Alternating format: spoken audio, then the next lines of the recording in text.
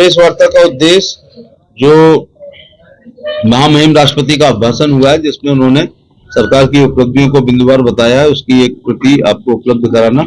Number 2 बात है कि बजट जो बहुत ही शानदार बजट प्रधानमंत्री जी के नेतृत्व में वित्त मंत्री जी ने पेश किया है, जो सर्वग्राही है, सर्वस्पर्शी है, सर्वव्यापी है।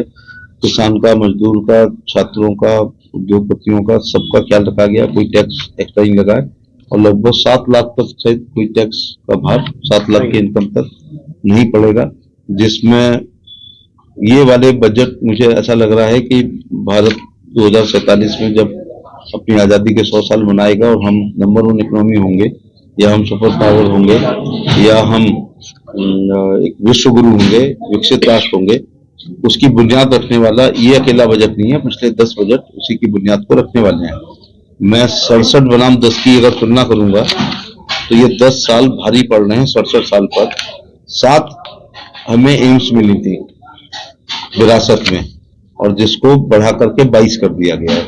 1 district 1 medical college, 350 medical college होते थे, 700 से ऊपर हो गए।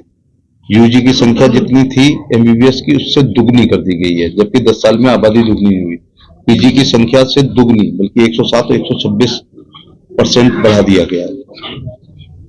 सड़क यूपीए की तुलना में 10 गुना रोज बन रही है। हाई स्पीड ट्रेनें चल रही हैं। वंदे भारत की एक को देखने हम लोग गए थे, सीरीज हो गई है। दुरंतो राजधानियां चला करती थी, गतिमान इसी सरकार की देन है। शताब्दियों के लिए रूट हो गए हैं। अभी ट्रेनें लेट होने के कारण फॉग के अलावा सब ट्रेनों की पटरियां, सब लाइनों की ठीक करी जा रही हैं, जिससे हाई स्पीड ट्रेनें हम लोग चला सकें। 517 नए हवाई रूट चिन्हित कर लिए गए, जो प्रधानमंत्री ने कभी कहा था, जिसको लोगों ने मजाक उड़ाई थी कि हवाई चप्पल वाले हवाई यात्रा करेंगे।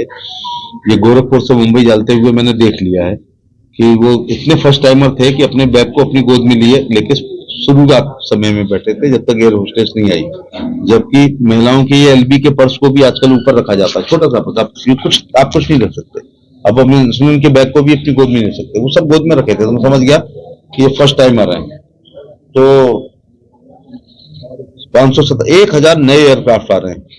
आप सब लोग आगरा वासी हैं, ये 80 साल पुराना एयरपोर्ट है, लेकिन केवल एक फ्लाइट आती थी, वो दिल्ली, आगरा, खजुराहो, बनारस, कभी कभी वो काठमांडू जाती थी। ऐसा 40 साल पहले होता था।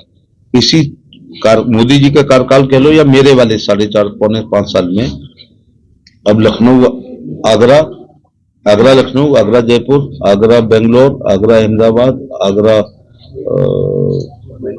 मुंबई फ्लाइट चल रही हैं।